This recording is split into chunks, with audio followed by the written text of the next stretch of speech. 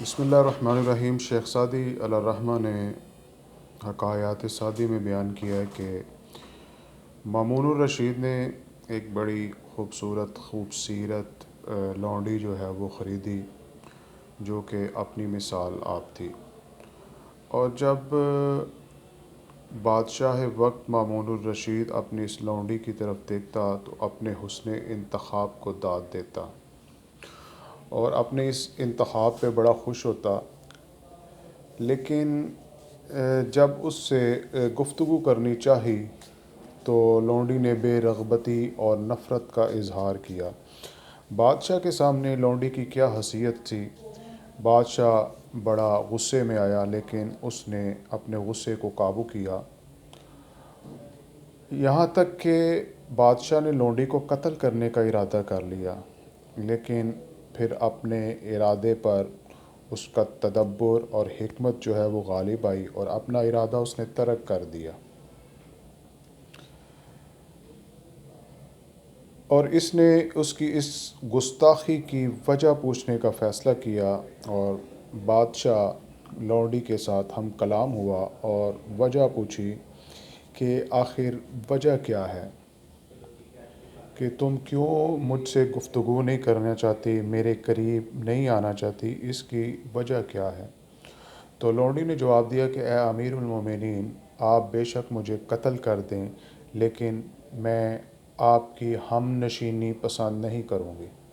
مامون غصے سے بے قابو ہو گیا، لیکن ایک بار پھر سنبھلا اور اس سے پوچھا کہ اس کی وجہ۔ لونڈی نے جواب دیا کہ آپ کے منہ سے سخت بدبو آتی ہے، جسے میں برداشت نہیں کر سکتی۔ مامون کو اپنی اس بیماری، اس علت کا علم نہیں تھا۔ اس کی وجہ کہ کسی نے آج تک جرأت ہی نہیں کی تھی کہ بادشاہ وقت کے سامنے اس کی اس بیماری، اس علت اور اس کمی کا بیان کیا جائے، کوئی اس کی جرأت نہیں کرتا تھا۔ تو مامون کو اس کی یہ جرأت جو ہے پھر ایک بار جو ہے وہ اس کو بڑی ناگوار گزری اور بادشاہ کو غصہ آیا، لیکن اس نے تحمل سے کام لیا، طبیب کو بلا کر اس سے مشورہ کیا، اور چند روز کے علاج کے بعد بادشاہ جو ہے وہ ٹھیک ہو گیا اور اس کے منہ سے جو ہے وہ بدبو آنا بند ہو گئی۔